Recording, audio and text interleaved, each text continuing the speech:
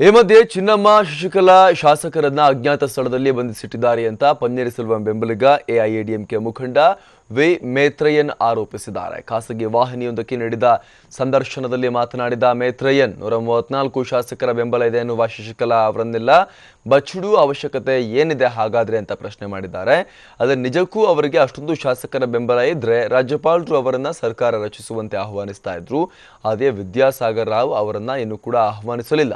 ಇದರಿಂದ ಶಶಿಕಲಾ ಹಿನ್ನೆಲೆ ಅರ್ಥವಾಗುತ್ತೆ ಅಂತ ಅವರು ಹೇಳಿದ್ದಾರೆ.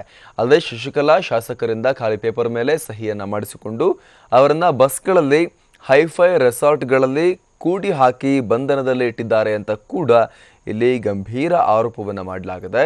ಇದರಲ್ಲಿ ಹಾಲಿ ಸಚಿವರೊಬ್ಬರಿಗೆ ಬಿಪಿ ಇದ್ದು ಅವರಿಗೆ ಔಷಧಿಯನ್ನು ಕೊಡೋಕ್ಕೂ ಕೂಡ ಕುಟುಂಬಸ್ಥರನ್ನ ಬಿಡ್ತಾ ಇಲ್ಲ ಅಂತ ಮೇತ್ರಯ್ಯನ್ ಆರೋಪಿಸಿದ್ದಾರೆ.